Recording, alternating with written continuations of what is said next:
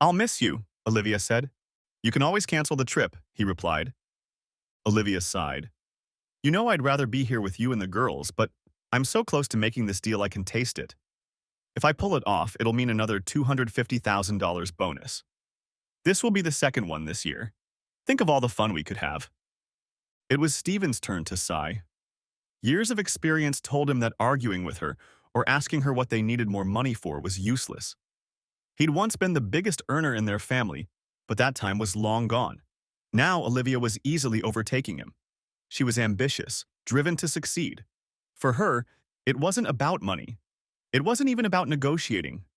She looked at a victim, identified their weaknesses, and then strategized how to exploit them. She was a hunter. It was all about winning. It was all about the deal. Always about the deal. Even if one deal was on the line, she was already planning the next one. I know. I also know you will succeed. You have the Midas touch. Everything you touch turns to gold. Olivia laughed. The Midas touch. I like that. Not a bad asset for a merchant banker, is it? In response, Stephen kissed his wife's neck. At the sound of Olivia's clicking heels, Stephen poured coffee, black with one. He set the cup on a vacant spot on the kitchen counter and winked at his 6-year-old daughters. They giggled. What are you two weirdos laughing about? Olivia asked, kissing each of them on the top of their heads and sitting them down on the bar stool next to Haley. At you, Mommy, Hannah replied, giggling. Yeah, Haley picked up on that. Daddy says you can't do anything until you've had your coffee. Olivia paused and the rim of her cup rested against her lower lip for a moment. Then she took it away without taking a sip and swirled the cup back and forth, eyeing it as if she were seeing it for the first time. Haley and Hannah giggled, snacking on their cereal.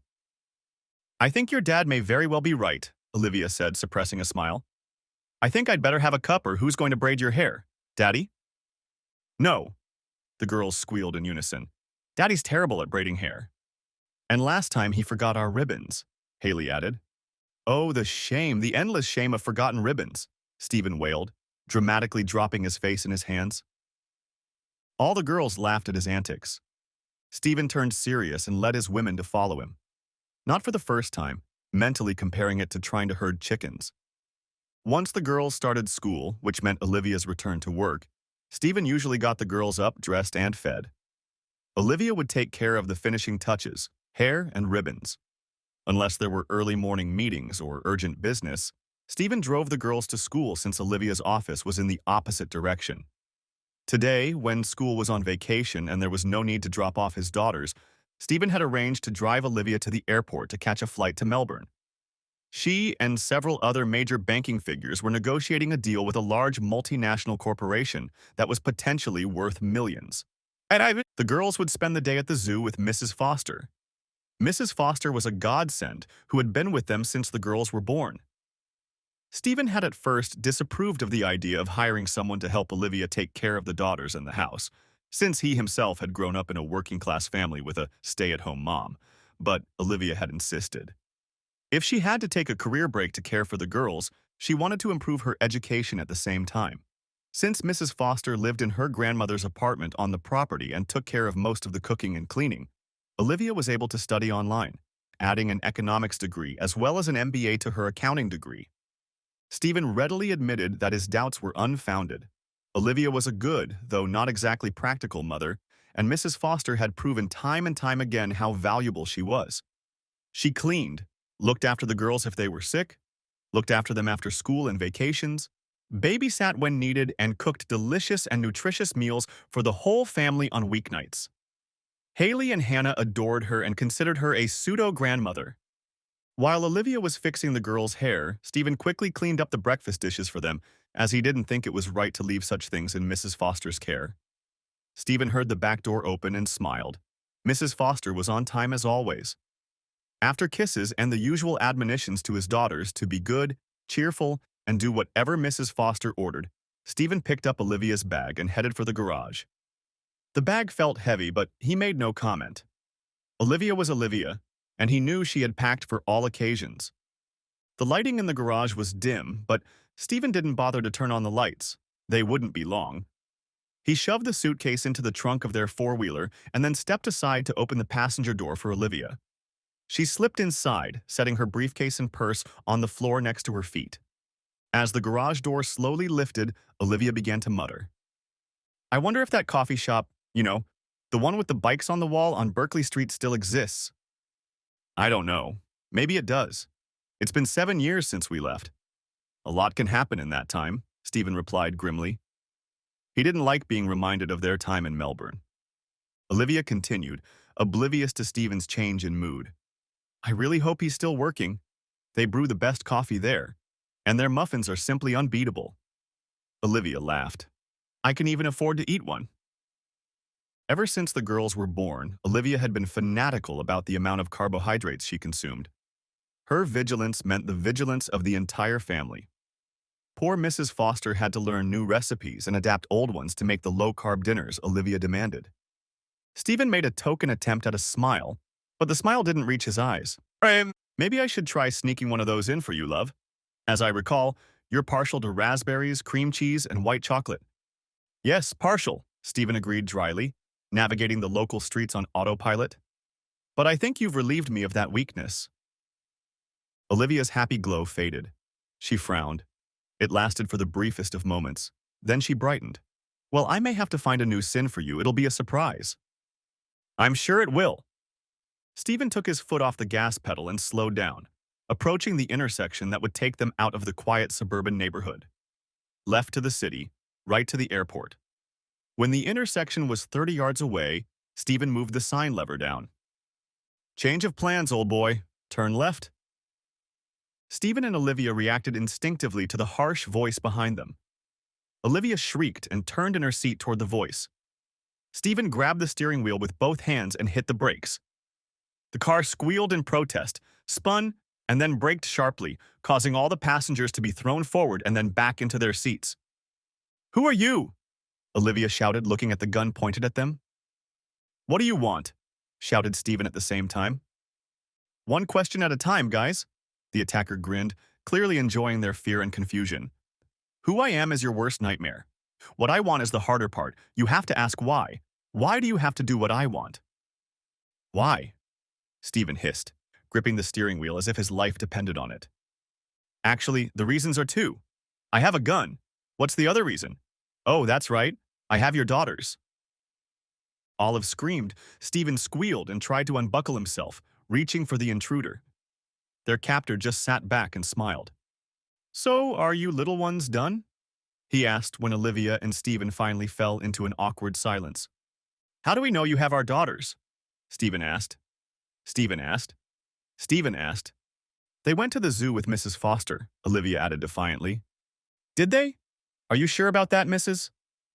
The man rubbed his chin and cheeks, ran his fingers over his 3-day growth and made a low wheezing sound. The sound drew Olivia's attention back to his face. She held her breath. Other than the sunglasses, he made no attempt to hide his identity. Her stomach clenched. Would she, Stephen, and their daughters survive the day? 2 cars stopped behind them and honked. Better hurry up, take a left. Why? Where are you taking us? When I want to, I'll tell you, the man growled, jabbing his gun into Stephen's side. Now turn left, damn it. Stephen complied with the instruction. Now give me your cell phones, quickly and slowly. No kidding. He slipped them into his vest pocket. The vest fluffed out. Olivia swallowed hard, her imagination working overtime, imagining what other things he kept in his various pockets. One more thing, he said to Olivia, snapping his fingers. She tried to assume an innocent and confused look. It didn't work. Cut the crap. Mrs., give me your other cell phone, the one in your briefcase. Olivia lifted the briefcase to her lap, opened it, and pulled out the phone. She held it out to the man over her shoulder. During this whole incident, she had avoided meeting Stephen's gaze. She felt him shift his gaze from the road to her and back again. His eyes seemed to burn holes in her skin. Do you have a second phone? Stephen's voice was full of anger. Now is not the time to talk about it, Stephen. The man behind him grinned. Yes, Stephen, now is the time. Now is not the time to have a domestic squabble or ask your wife why she has a second phone she didn't tell you about. Stephen looked at the man in the rearview mirror and brightened. Now is the time to do as you're told. I'd hate for something terrible to happen to those sweet girls of yours. You can't take them away. They've been gone all day. They left at the same time we did. There was a note of challenge in Olivia's voice. I don't believe you. You're lying. I am lying, aren't I? The man growled. He raised the phone to eye level, his gaze darting between the screen and Olivia's face. He pressed a few buttons and handed the phone to Olivia. A quick glance at the screen as Olivia took the phone confirmed her worst fears. The man had their home number. How could this be happening? It wasn't on the list. Olivia gasped, trying to catch her breath. She was fighting panic when she heard Mrs. Foster's voice. She wasn't like herself at all. Usually the woman was calm and confident, but not now. Now her voice sounded shaky and hesitant, like she was on the verge of bursting into tears. Olivia felt like someone was squeezing her chest. Hello? Mrs. Foster? It's Olivia. Oh God, I'm so sorry, they have us. Oh God, they have the girls. I'm so sorry, I couldn't stop them. Olivia dropped the phone to her lap as if it had burned her and groaned in horror. The sound was piercing, like an animal thrashing in agony. Both men flinched. They want to take them, Stephen. They took the girls, Olivia sobbed, her shoulders shaking. Stephen slapped the steering wheel. What do you want with us? Why are you doing this? We're not wildly rich or famous. Why? Rich enough, Technomage. Now give me my phone back, missus. What do you mean? What do you want? Just tell us, Olivia pleaded, holding out the phone to the man. We'll do anything. Just don't hurt our girls. That's exactly what I want to hear. Now, Stevie boy, take us to the National Australia Bank on Liverpool Street. Olivia and Stephen exchanged glances. This was their bank. So, little ones, how much money are we talking about? How many pennies have you two managed to put aside? Stephen opened his mouth to speak, but Olivia beat him to it. Say, about 250,000, give or take a little. Stephen closed his eyes, a fraction of a second longer than he blinked. He held his breath. Well. Mrs., have you already forgotten about your statement from just a few minutes ago? You know, about being willing to do anything to save your daughters? I guess so, because you just lied to me. Stephen watched in the rearview mirror as the kidnapper shook his head sorrowfully. Let me think about this. What was that license plate number? Oh yeah, that's right. $322,054.75. Sound familiar? Olivia and Stephen exchanged another glance. The amount was accurate down to the last cent. Olivia answered for them. Yes, that's correct. No more lies, Livy, or I might get the idea that you don't care what happens to your rats. Please, Olivia pleaded, wiping her eyes with the sleeve of her jacket. Please don't hurt the girls. If you do what I tell you and stop talking nonsense, your girls will be fine. Olivia nodded, tears streaming from her eyes and rolling down her cheeks. The man looked at her glumly. Get yourself cleaned up. You need to step back, and we don't want you giving the game away by bursting into tears, do we? Olivia shook her head, rummaging through her purse for tissues and makeup. Stephen remained silent, risking a glance or two in the rearview mirror at the kidnapper. Twice the kidnapper glanced at him, and Stephen averted his eyes as if surprised. With his peripheral vision, he saw Olivia using a small sponge to apply foundation under her eyes. The ride was fairly quiet. The only sounds were their unsynchronized breathing and the noise of the surrounding traffic. One could feel the tension in the car. Only one of the passengers seemed disinterested. Now, Stephen turned onto Liverpool Street and slowed his step in search of a parking space. Tensing, he parked awkwardly in reverse. The man laughed. The expression on Stephen's face became even more grim. For a few moments, everyone was silent, contemplating the bank on the opposite side of the road, about 30 yards in front of them. The sound of the door opening caused Stephen and Olivia to do the same. They stood on the sidewalk, waiting for directions. Okay, missus, it's time to withdraw the money. I don't need to remind you not to alert anyone, do I? No secret messages or strange behavior so as not to alert the staff. We don't want anything to happen to your two precious bundles, do we? One sign that things aren't going according to my plan and you'll never see your girls again. Understood? Olivia nodded, accepting the briefcase the man held out to her. Tears came to her eyes, but she brushed them away. Got it. Her voice sounded hoarse. She cleared her throat and tried again. Got it. Wait, I just remembered, Stephen said as Olivia took a step toward the curb. Withdrawals over 50,000 require 2 signatures. The man looked at Stephen thoughtfully. as if examining a bug under a microscope, clearly trying to assess his honesty. The same warning applies to you, Dad. If I get the slightest suspicion that you've decided to play me in the style of Bruce Willis in Die Hard, I'm going to unhook your girls. Stephen nodded sourly. Relax, kid. 320K, give or take a few, is a small price to pay for your angels. The man laughed. Right? Stephen nodded again. Right. Taking the briefcase from Olivia's hands, Stephen checked for traffic before pulling onto the road. Halfway there, they had to stop. Reaching the opposite side, he turned to their captor and nodded. Olivia and Stephen entered the bank and headed for one of the counters. Stephen frowned as he watched Olivia try to fill out a withdrawal slip. Her handwriting was barely legible. Without a word, he took the receipt from her, messed it up, and tossed it into a small trash can. He pulled out another and began to fill it out. He held out a pen for Olivia to sign. He could see that her hand was trembling. One look at her face told him she was hanging on by a thread. Take a few deep breaths, he whispered in her ear. We can't mess this up. Think about Haley and Hannah. They're depending on us. Olivia nodded, biting her lip. She picked up the pen and signed. Tears came to her eyes. He's going to take everything. Everything we've worked so hard for. Stephen shrugged. What could he say? Why, Stephen? Why us? Why now? Is your firm working on any government or, I don't know, secret contracts? Stephen pondered the question. It was a fair one. He worked in security and surveillance software. Finally, he shook his head. Nothing that would justify it. What about you? Were you involved in any deals that fell through?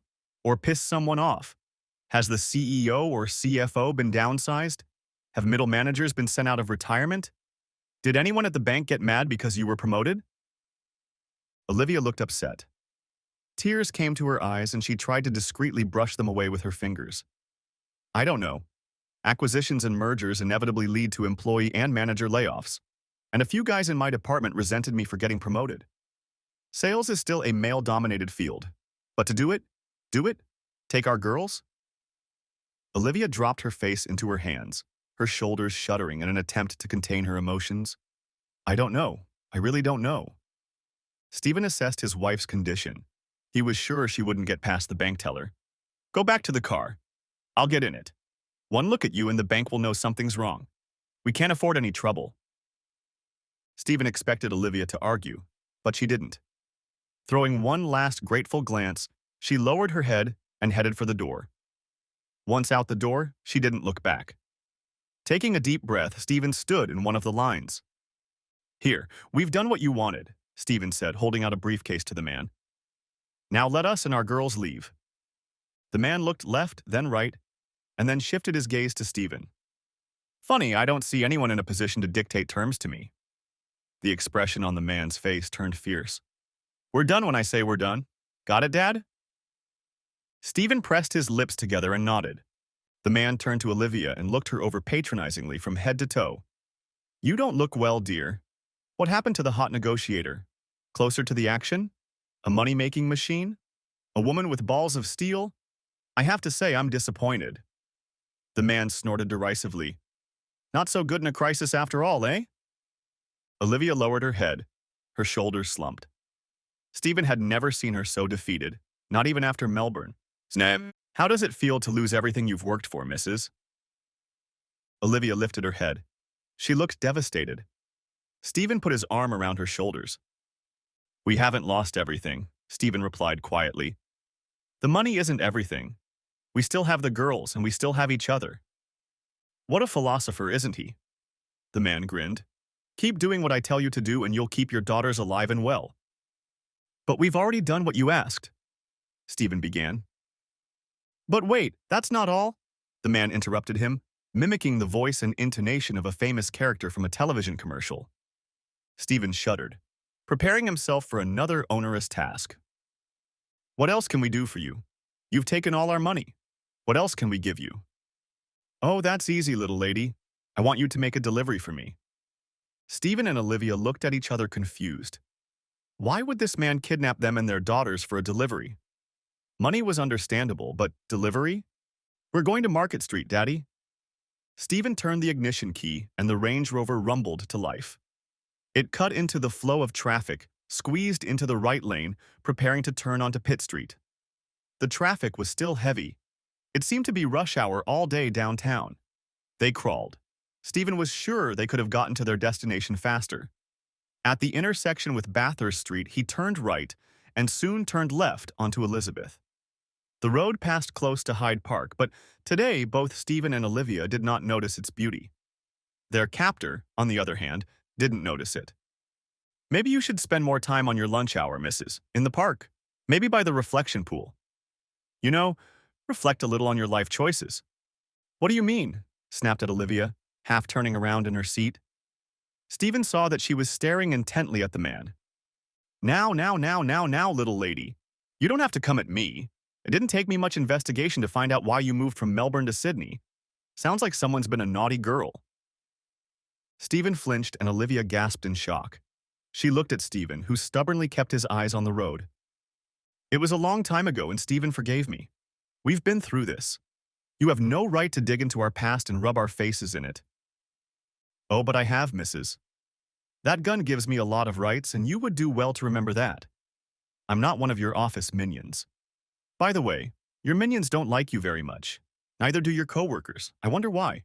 Maybe you stabbed too many of them in the back, roughly outmaneuvered them in your rise to the top? Or is it your demanding nature? Olivia ignored the insults. It was pointless to defend herself. The mercantile business was a cruel world. It was a dog-eat-dog world. As a woman, she had to be twice as ruthless as the men she worked with to be taken seriously. After Melbourne, she'd tried to keep the aggressive, competitive side of her nature at work. She looked at her husband's profile. Knowing him as well as she did, she realized he was suffering. The man's mockery of Melbourne had hit the mark. The harshness around Stephen's eyes, the lines of compression at the corners of his mouth, the way his hands gripped the steering wheel. Everything about him spoke of the suffering and effort it took to keep his emotions under control. Watching his silent suffering, she even forgot about her daughters for a moment. Stephen's pain was her pain, and she hated herself for being the root cause of it and her actions. Hated herself for giving the kidnapper the weapon with which he had wounded her husband. She was bitter to realize that the events that had happened in Melbourne were still capable of hurting Stephen. Don't listen to him, Stephen. He's trying to drive a wedge between us. Melbourne was so long ago. We love each other. We're happy. We have 2 beautiful daughters. The man clapped his hands, slowly at first, but then the tempo picked up. And then he laughed. Bravo! Bravo! Olivia lunged at him in fury. She hated being mocked. Why are you doing this? How do you know all this stuff? Why? Why investigate us so hard? None of us are famous or very rich. Have a good trip, Mrs. I have my reasons, and you'd better keep your cool. You don't need to piss me off right now. Not now, when one phone call can, shall we say, change your whole world. Shut up, Olivia, just do what he says, Stephen said calmly. He asked the man, Where is Market Street? What's the number? 100, the man replied. Do you know who occupies the office on the 5th floor of number 100 Market Street? No. Stephen tensed, realizing that the address might be something important to him or Olivia. He cast an oblique glance at Olivia. She had gone pale, and her hands were clenched so tightly in her lap that her knuckles turned white. Stephen glanced at the man through the rearview mirror. The man caught his gaze and smiled smugly. How about you, Mrs.? Do you know who lives on the 5th floor? Olivia turned away to look out the window, ignoring the question. Surprisingly, the man didn't press for an answer.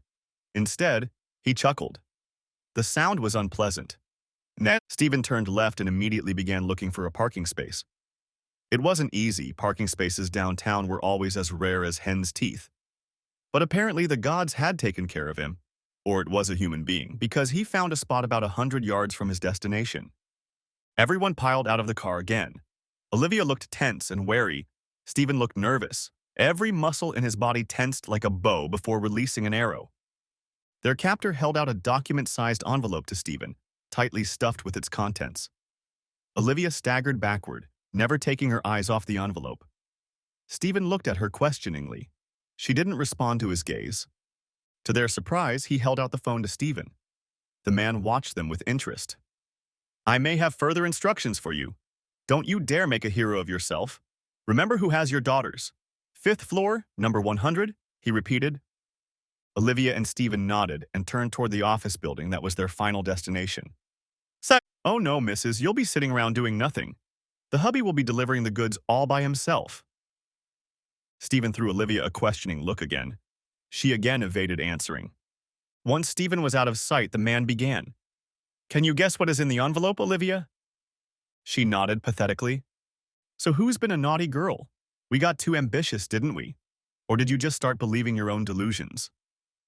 You probably already know, she replied dejectedly. The deal depended on you knowing. The man shook his head, clearly enjoying her frustration. Well. Insider trading. You could get in a lot of trouble. Maybe even jail time if your husband delivers an envelope to the Australian Securities and Investments Commission. ASIC doesn't approve of people who cheat and break laws.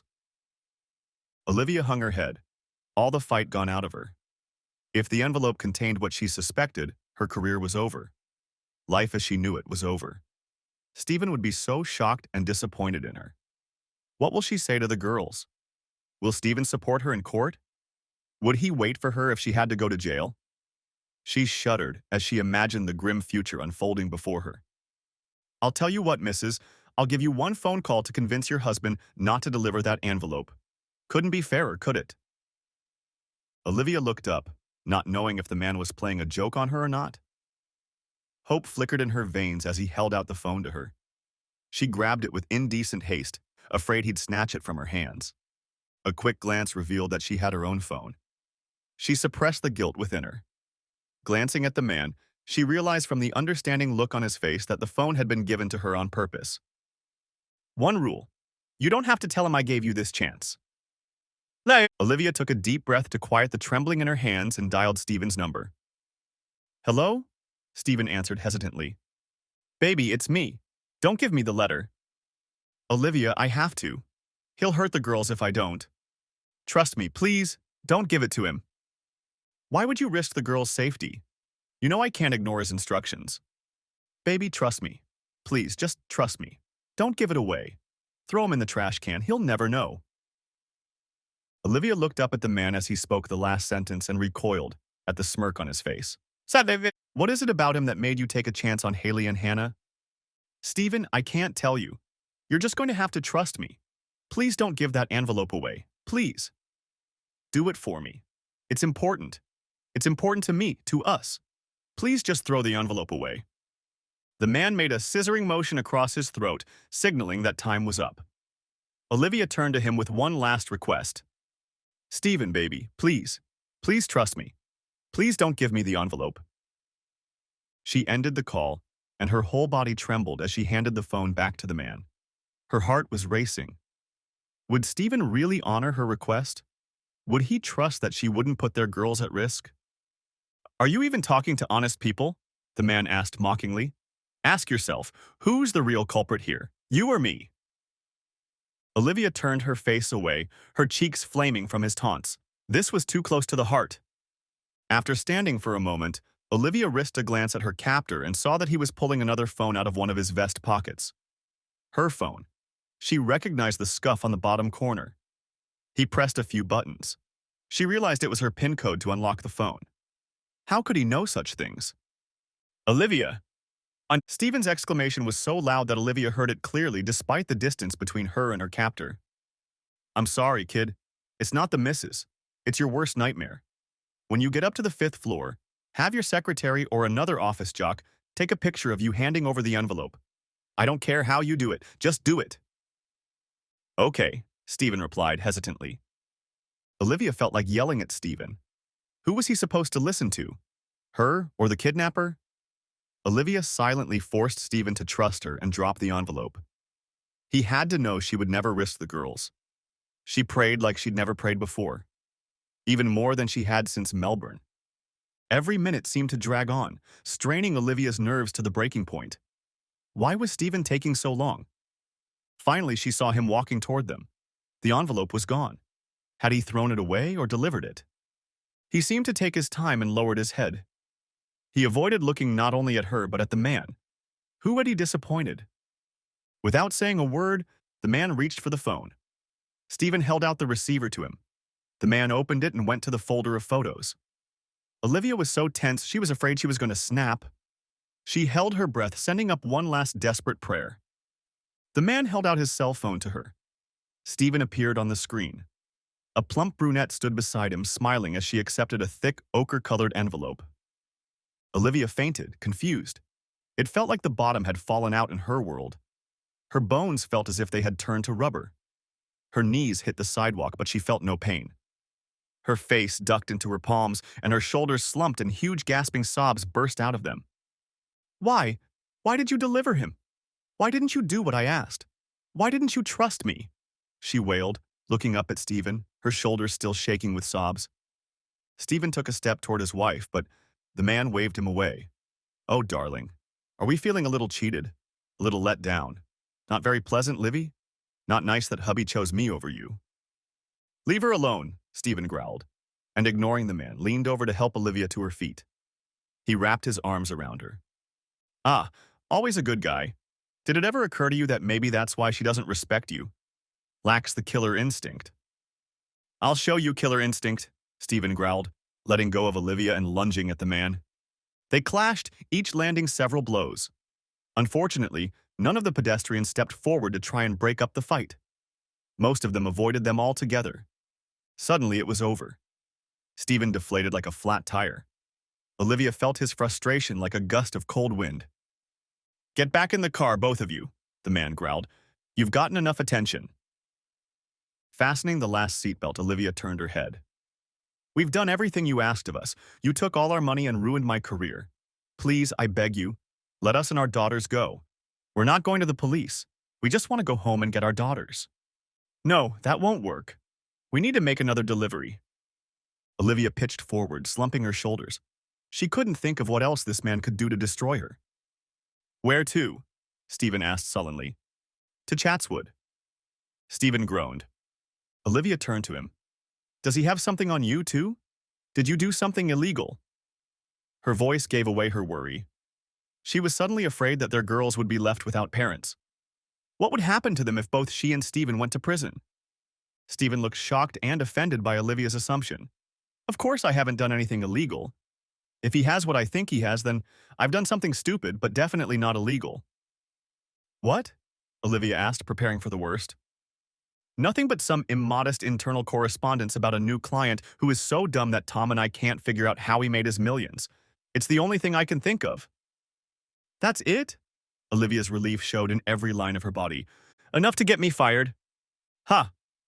Very good, Stephen, the man said. Excellent deductive powers. Now I see why they pay you the big bucks. Too bad they'll have to let you go. Stephen pulled the car onto the road, eliciting a loud protesting honk from the Toyota he'd clipped. Stephen winked at the driver. The kidnapper only laughed. Stephen changed lanes lightning fast and sped up to make it across the intersection before the light changed from amber to red. God, God, God, God, God, God, God, God, God, we're in such a hurry. I can't wait to get this over with. Everyone fell silent. The atmosphere in the car was tense, with Stephen and Olivia deep in thought and the man watching. Assessing. Olivia looked out the side window. The man was systematically destroying them. Why? She couldn't figure it out. Maybe he was working for a client Stephen had humiliated in a conversation with a coworker. If so, the revenge was pretty brutal. After all, did it really matter why? By the end of the day, they'd be out of money. Stephen's job would be in jeopardy, and there was a good chance she'd be arrested. And then there are their daughters. What had this man done to them and Mrs. Foster? Olivia prayed for her girls. She couldn't bear the thought of hurting them. Everything else that had happened was bearable, but losing Haley and Hannah was not. Stephen was hanging on by a thread. He just wanted it all to be over. He just wanted to be home with his girls. The rest of the day's aftermath could be dealt with. The trip across the harbor bridge, as usual, turned out to be a nightmare. Once on the North Shore, Stephen drove like someone familiar with the area. He parked around the corner of an office building owned by one of his clients and turned to face their captor. Who does the deliveries?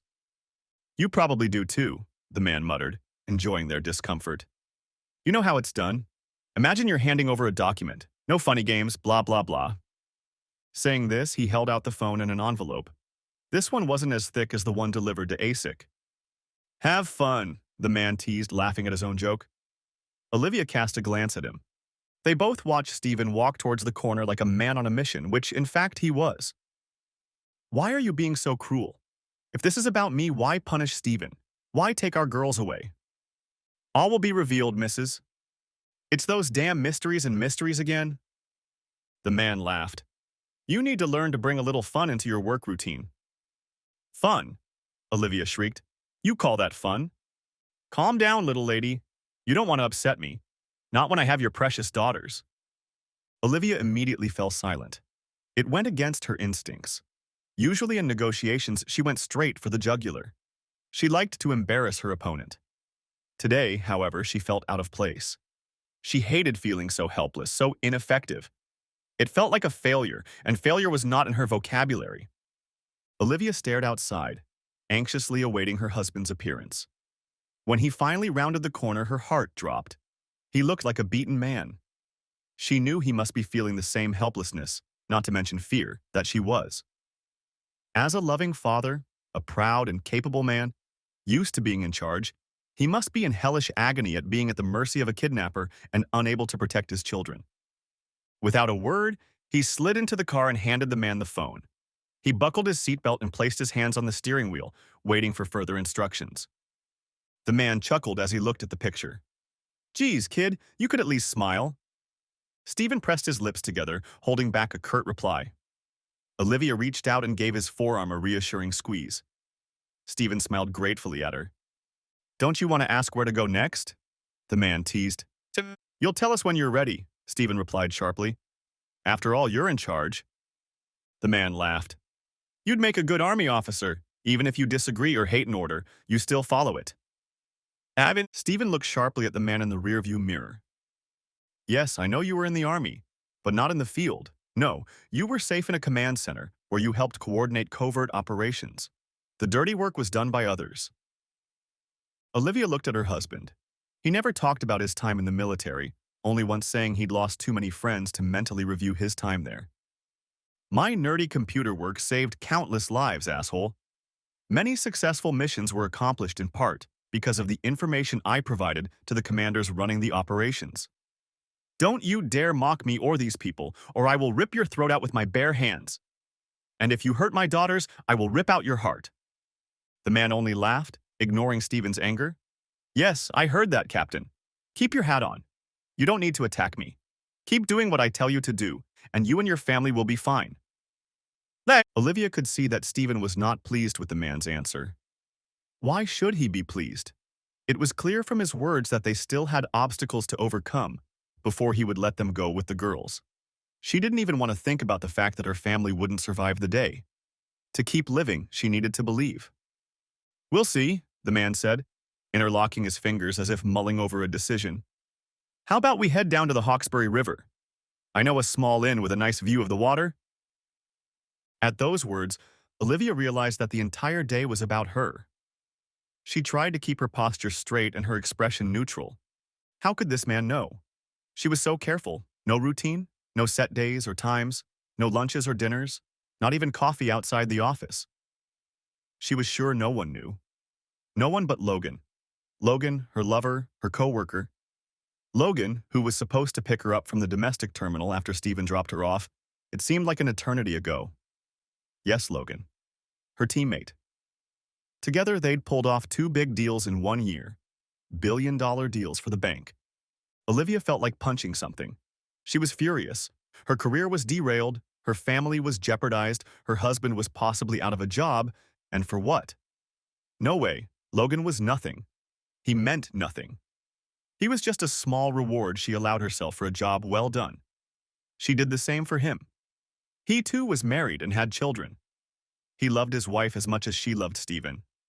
After they pulled off their first deal, they'd had a little smug week-long affair, and they'd seen each other from time to time when the opportunity arose.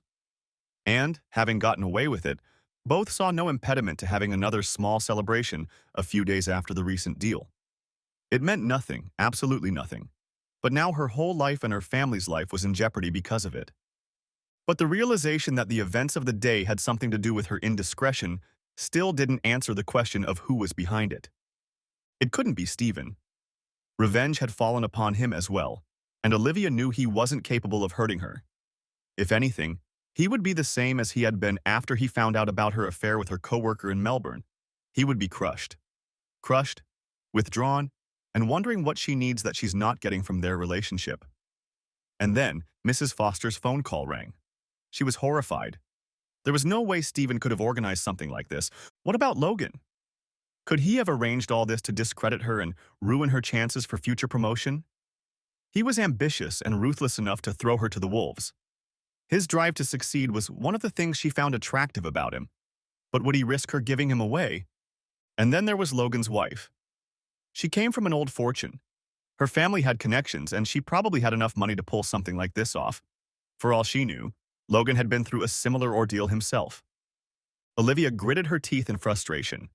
Her mind, her brilliant strategic mind, couldn't provide convincing enough answers to determine who was behind the events of the day. "Have you guessed yet, Livy?" the man asked. "No, what is he talking about, Olivia? Do you know why he's doing this to us?"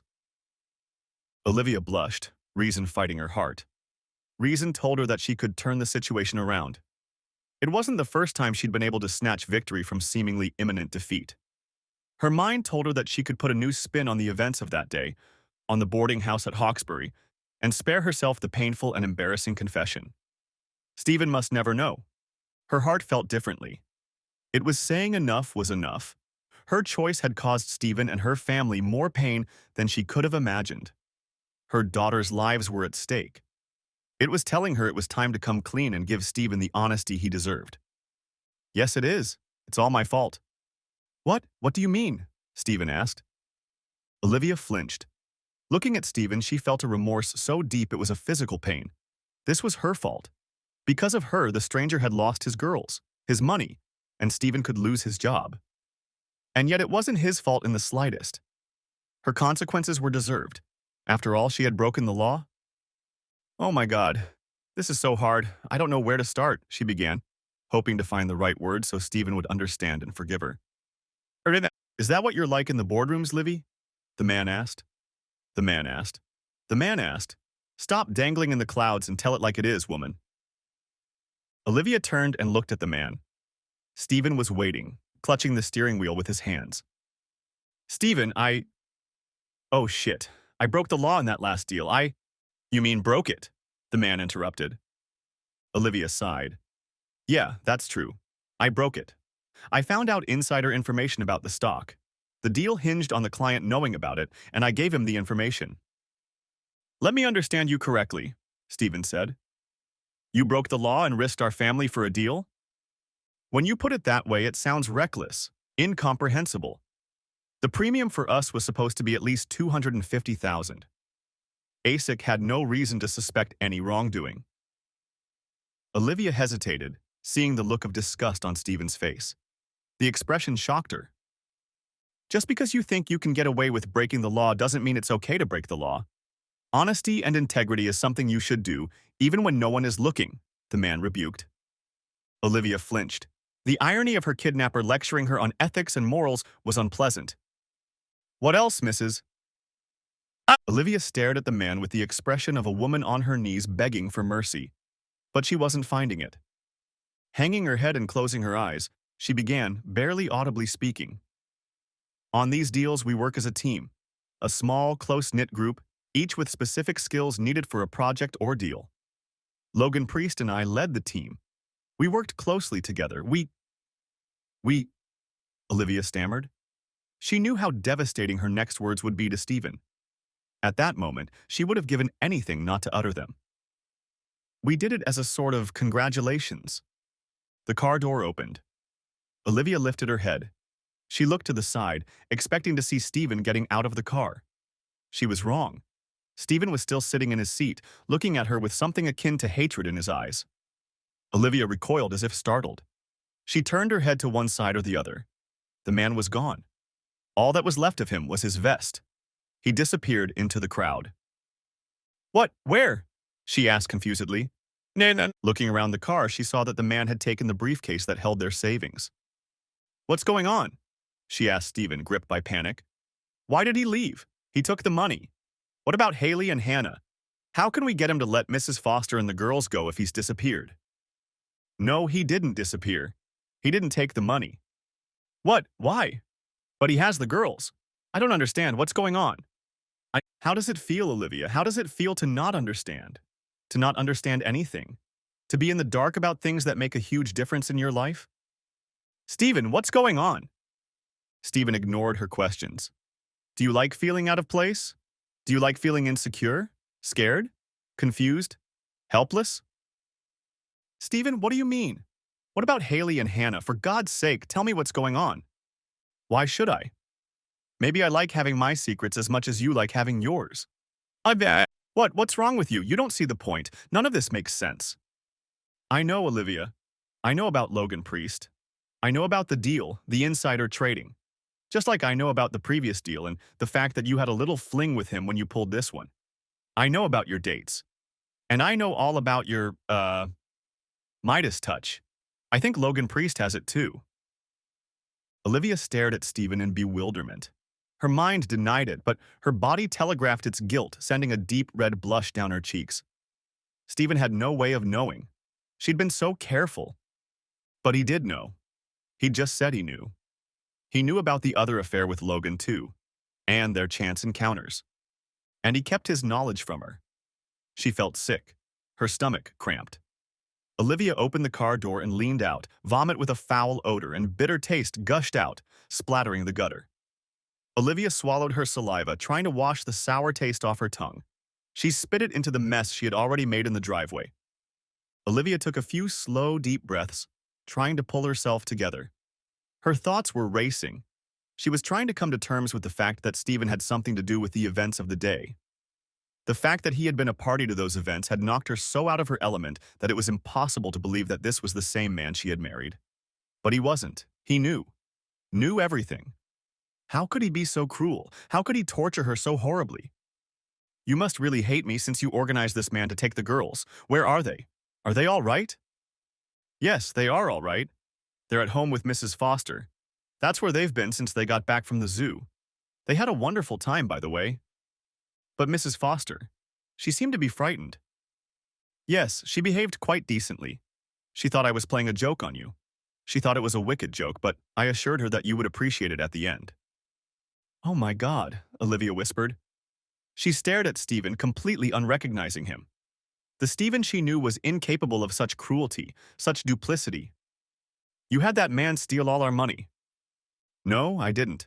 Stephen reached into the back seat, flipped back his vest to reveal all their phones. Here, go to the banking app on your phone and check. I only withdrew $100. Olivia didn't move. She believed him. It was all coming together. It was all an elaborate hoax. Who is he? No one you know. Olivia realized from his tone that it was pointless to continue to find out this man's identity. And the papers you delivered to ASIC? Do you want me to go to jail? You must really hate me. Stephen shrugged. There was blank paper in the envelope. ASIC got almost a wad of paper from us. She wasn't going to jail. Olivia leaned back in her chair, relief making her weak. So the package to your client was fake too? Stephen nodded. Why? Why go to all that trouble? Why do you think? I don't know, Stephen. I don't know what to make of all this. I'm not even sure I know you. No, you probably don't. You've turned me into a new person. Congratulations. I now have that same killer instinct you so admire. Oh, Stephen, please don't say that. I love you just the way you are. Stephen ignored Olivia's statement. Do you really want to know why? Olivia nodded, though the intuition she'd relied on so much in the boardroom told her she wouldn't like the answer. I wanted you to experience what I've been feeling for the last 6 to 8 months. What I experienced in Melbourne 7 years ago. I decided it was the only way out. If I'd just had a revenge affair or divorced you, you wouldn't have known the depth of my feelings. I needed you to feel what my life was like. I needed you to feel lost and abandoned. To make you feel humiliated, betrayed, powerless, not good enough. And everything else a betrayed spouse feels when their partner, The person who was supposed to love them above all else in the world stabs them brutally in the back. You've been experiencing these feelings for less than 24 hours, and I've been experiencing them for over 6 months. And that's only once. Oh, Stephen, I'm so sorry. I'm so sorry I hurt you. I didn't mean to. I didn't want you to find out. Stephen continued, ignoring Olivia's apology. Olivia, two of the worst moments of my life have to do with you. Do you realize the depth of that statement? I've seen death. I was responsible for sending friends and comrades into enemy territory and watching them die for their country. Do you realize that what you did to me was much harder to endure? Few things are worse than finding out that the person you dedicated your life to has betrayed you. When the person you promised to love treats you with utter disrespect. But I haven't disrespected you and I won't let anyone else, Olivia protested, reaching out to touch Stephen's hand. Stephen shook off her hand. I think you and I have a different idea of respect. You think that since you had to go to great lengths to cover up your infidelity and you didn't let your lover slander me. Yes, I know you stopped him when he tried to do it. That means you treat me with respect. On the other hand, I believe that by going behind my back, you have disrespected my feelings, the vows you have made to me all these years, and my beliefs, which you have been well aware of and adhered to since our engagement, especially after Melbourne. Stephen paused and turned away to look out the window. There was so much he wanted to say, but at the same time he didn't want to spend the rest of his life having one conversation after another about the collapse of their marriage. He had wasted enough of his life on her as it was. Sighing, he decided to say as much as he could in this one conversation, and once that was done, let her go. If his words moved her, that would be wonderful. A credit to the good guys. If not, he would move on with his life. A life filled with bitterness and resentment is no life at all. It's like swallowing poison daily and expecting your enemy to die. For me, being betrayed is like surviving death while continuing to live and breathe.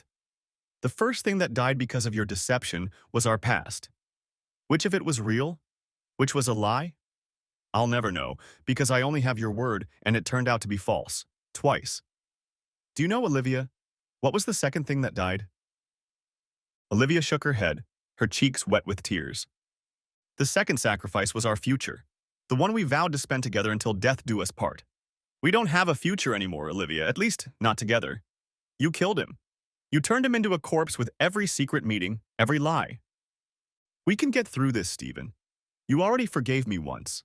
Please try to forgive me again. I promise I won't let you down again. I've learned my lesson. We can move if you want. Stephen shook his head. What do you think this is? Third time lucky? On our wedding day, you promised to leave everyone else behind. You broke that promise just a few years later. 7 years ago, you promised me again that you were mine and mine alone, that you would never be unfaithful to me again. You broke that promise too. Olivia, when someone treats you with such disdain, such dishonesty, such disrespect over and over again, something happens to you. Gradually, the way you look at them changes. Your feelings change. They diminish. It's deceptive. It kind of sneaks up on you. I tried. I tried like hell to forgive and forget Melbourne. It wasn't easy. It was hard. Really hard. But I tried. First I tried for you, then I tried for the girls. I wanted to be able to trust you, to look into your eyes and see only the smart, funny, beautiful woman I fell in love with. I didn't want to see the conniving, lying, selfish bitch you showed yourself to be. Funny thing is, I almost managed to do that, and then I noticed the same slightly odd things happening again.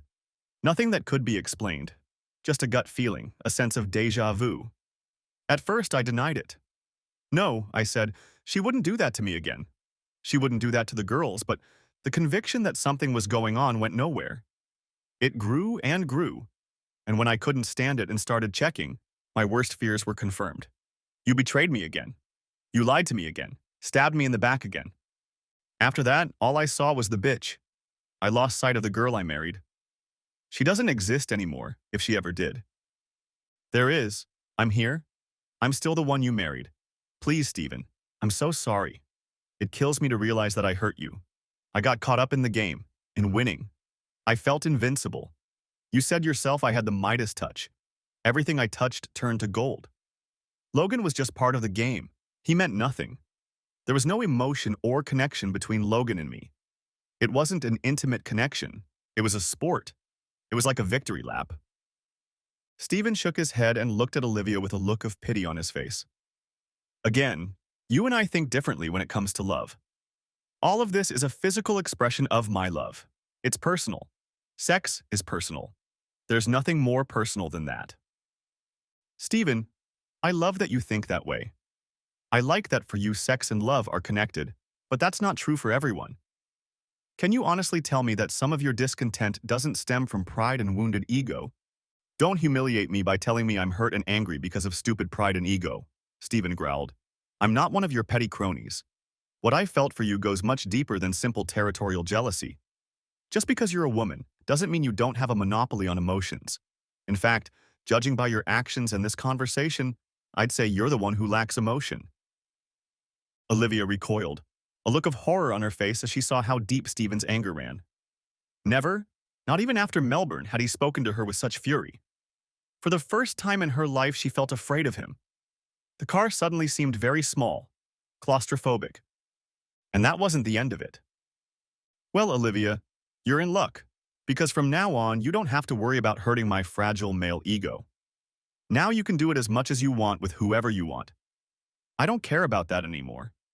I want and need a partner who shares my beliefs. You don't. And so it's time for us to go our separate ways. But I love you. And despite what you say, I know you love me. Stephen shrugged. There was a time when I loved you. There was a time when I loved smoking, too. I really liked it. But I quit when I realized I was doing something stupid, that I was risking my health and my future by continuing to smoke. Staying with you would have been stupid. I would be risking my mental and emotional health and chances of a happy future. It would be stupid to trust you again. It would be stupid to trust you and your word again. I'm not stupid. I was, but not now. You wouldn't be a fool, Stephen. You'd be loving and forgiving. I will spend the rest of my life making amends to you. Seeing how much you suffered, how far what I did drove you, I would never risk it again. Stephen sighed. You don't understand, Olivia. You just don't get it. Let me give you an analogy. If you had to guess the most fantastic thing we did with the girls last summer, what would it be? What did we do that they talked about for months afterward? Olivia looked puzzled, but answered nonetheless. We went to an amusement park on the Gold Coast, Whitewater World. Right. And the girls couldn't get enough of it. They loved it. Trips to the beach and the river couldn't compare. That's what your business is like. A nice, dependable hubby sitting at home with a lawnmower, up to his elbows in dishes, reading books to two 6-year-olds, can't compare to Mr. Three-Fingered Suit, Mr. High-Flying Merchant Banker. You're no longer interested in me. I'm not illegal. I'm not new and unknown. I'm the same old, same old, same old, same old. I am not who you have given yourself to be. Whether you admit it or not, you will always remember your novels. They will always be to you a delightful escape from family life. You will remember them when you get bored or when I can't prove myself in the bedroom. I can't. Correction. I won't try to compete with fantasy. I wouldn't. I swear I wouldn't. Stephen shook his head sadly. You're denying everything, Olivia. Can you honestly tell me that you've never thought about your affairs? Maybe when I'm out of town? Or when you're out of town? Olivia couldn't answer. Stephen was right. She remembered and even masturbated to those memories. Exactly, Stephen nodded, not needing her confirmation to know he was right. It's bad enough you do it when I'm not around. Can you imagine what it would be like to lie next to you night after night and wonder who you're dreaming about? To make love to you and not know if you're making love to me or covering my face with the face of one of your lovers? You can't know how heartbreaking it is because you've never experienced it and obviously you never will. But Stephen gripped the steering wheel, banging his head lightly against its rim. Olivia looked at him in alarm. Had he completely lost his head? But nothing. Olivia, haven't you learned anything from today? Everything that happened should have made you feel something more than superficial. Pain, fear of loss, powerlessness, betrayal, abandonment, anger. You felt them. You felt them all. I know you did. I've been watching you. What makes you think I orchestrated all of this? I don't know. To punish me? Olivia whispered. No, not to punish you. It's because over the last 8 months I felt all of this and more. I never thought after Melbourne I'd have to experience them again, and not towards you. But I had to. I had to. You did this to me. Remember today. Remember how you felt. Maybe next time a man falls in love with you, you'll think twice before stabbing him in the back. I... Oh God, Stephen, please don't give up. I need you. I love you. I want to grow old with you. With Logan, it wasn't love. It was just entertainment, no more meaningful than going out and playing squash. Olivia, you're repeating yourself. It may have meant nothing to you, but it meant something to me. That's what you keep forgetting. Our relationships weren't just about you. It was about me. Do you realize you ruined my love for you, ruined our life together just to entertain you? It makes me want to rip your heart out of your chest and stomp on it because that's what you did to me. You want to know the statistics? Stephen didn't wait for Olivia's answer. The average person has sex for about 6 months during their average lifespan. Yes, that's right. 6 months. Women spend twice that amount of time just deciding what to wear. That's what you betrayed me for. What you'd spend less time on than matching the damn shoes to the suit. Stephen shook his head, as if shaking off the rain. He ran a hand through his hair. That's enough. This isn't going anywhere. You don't understand. Maybe you never will. Maybe you're not capable of it. Stephen's words repeated in Olivia's head like a circle. You don't understand. Maybe you never will understand. Maybe you're not capable of it. She shuddered, remembering the roller coaster ride of fear and uncertainty, isolation and frustration, feelings of betrayal and loss. It had been horrible, the worst she'd ever experienced. And it was exactly what she'd made Stephen feel. Olivia swallowed back tears of devastation. She had hurt the man she loved in the worst possible way. Deep down, she believed that if her indiscretion was discovered, he would forgive her. After all, he had forgiven her last time. How presumptuous of him. Stephen was right. She had disrespected him and disregarded his feelings. She had driven him to extremes, trying to reach out to him and make him understand her. Olivia panicked. Her crimes against Stephen were so great, but she loved him, truly loved him. Stephen couldn't give up on her, on their relationship. He and the girls were the most important things in her life. She had to let him know that. Stephen raised his hand. That's enough. I said enough. No. Checking the rearview mirror, Stephen started the engine, turned on the hazard lights, and pulled into the driveway. Do you like making deals, Olivia? Stephen didn't wait for an answer. They both knew the question was rhetorical. Well, here's a deal like this, for example. You buy an apartment. I buy one. The girls stay in the house with Mrs. Foster. It's not fair to deprive them of the only home they've ever known just because you couldn't resist rewarding yourself with a little entertainment. Olivia flinched as she heard Stephen utter her own words, spoken only moments ago. From his lips, they sounded stupid. Ridiculous, Stephen continued, either not knowing or not caring about her reaction. That means you and I are going to be doing this. Week after week, week after week. No alimony for either of us. No alimony. We open an account into which we deposit equal amounts and from which all household expenses and Haley and Hannah's expenses are paid. Regardless of personal feelings, we remain civil. I will not say anything negative about you. You will extend the same courtesy to me. If we both attend the same event, we will be polite and cordial. Stephen's calm, impassive voice unnerved Olivia. He was like nothing she'd ever seen him do before.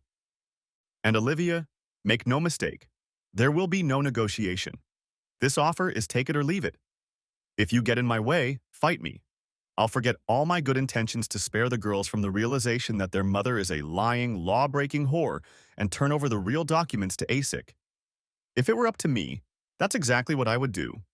There would be no greater pleasure for me than to sit in a courtroom and watch the prosecution nail your and your lover's asses to the wall.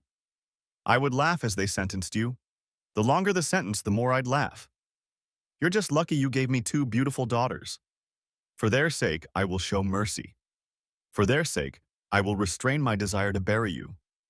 Olivia looked out the passenger side window but saw nothing. She was too late. She'd had her epiphany too late. She realized her defeat. She often saw him on the other side of the negotiating table.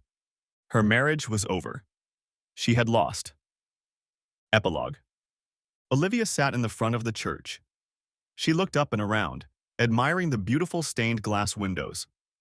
Without turning her head in the opposite direction, She knew that on the opposite end of the pew sat Stephen and his wife, Lauren. Lauren. How she hated that woman. She was 10 years younger than her and as different from her as night from day.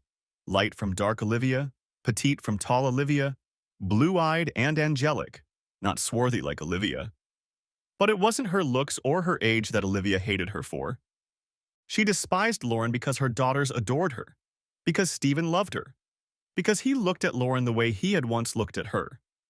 Now Stephen looked at Olivia like she was invisible, and had been for over 20 years.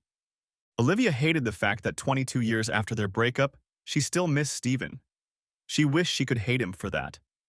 But how can you hate the man you judge all other men by? She hated Lauren for being different, the way her daughters raved about her, hugging her every chance they got. They should have admired her, their real mother. Instead, they were more formal with her. It wasn't fair. Hadn't she shown them how a woman could have both a family and a career? Hadn't she shown them an example of a successful businesswoman? They should look up to her, admire her, respect her. Wasn't she always impeccably groomed? Didn't she remain as slender as she was in her early 20s? Hadn't she broken through the glass ceiling and earned a six-figure salary for most of her life? Didn't she have good taste? Wasn't she cultured? Then why were they honoring Lauren? Lauren, the woman they went to for advice? Sure, the woman ran a chain of fashion boutiques and, as the girls were happy to tell her, had worked her way up from the bottom. But did that give her the right to boss the girls around? Olivia mentally chuckled. Lauren had probably slept her way to the top because she was so damn lacking in killer instinct. Olivia knew what she was saying was untrue and unfair, but she couldn't help it. In her mind, Lauren was usurping her role as wife and mother. Olivia looked to her right at Mrs. Foster's profile. She was no longer young, and Olivia noted with satisfaction that age was catching up with the old bird. Mrs. Foster, that silly old lady, also adored Lauren. Olivia couldn't understand why the girls had insisted that Mrs. Foster be with them today. They hadn't needed a babysitter in about 10 years. It was Stephen's fault. Even after the girls had left school, he had insisted that Mrs. Foster stay in her little cottage. Olivia was deep in thought when organ music began to play in the background. She tried to let the music penetrate her soul and rid her of her bad mood. The reason for the bad mood was the news she had received the previous afternoon. She couldn't believe that the head office had decided to promote the little slut she had raised so well. She had taught that bitch everything she knew herself, and the little upstart had bypassed her and stolen the promotion that Olivia thought belonged to her. This was the third time in the last 5 years she'd been overlooked. It was annoying. The priest clearing his throat brought Olivia back to the present. It wasn't clear to her why Haley wanted to baptize her firstborn, since they'd never been church-going people. Olivia could only assume that it was what Haley's husband, Jasper, wanted. Olivia listened to the ceremony half-heartedly as the priest read the usual nonsense. What caught Olivia's attention was the way Haley turned to the assembled family and friends. Their gazes met for the briefest of moments, and then Haley shifted them to her father and Lauren. Olivia heard the priest ask Haley's parents to stand up and step forward. Olivia immediately put her purse on the floor next to her feet and stood up. She frowned. Lauren stood up as well and walked over to Haley and Jasper, clutching Stephen's hand tightly. The hand on her forearm made Olivia lower her gaze. "Not you, honey."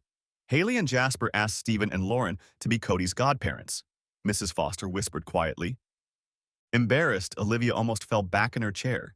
She sat stunned as Haley gave a little speech about why she had asked her father and Lauren to be Cody's godparents.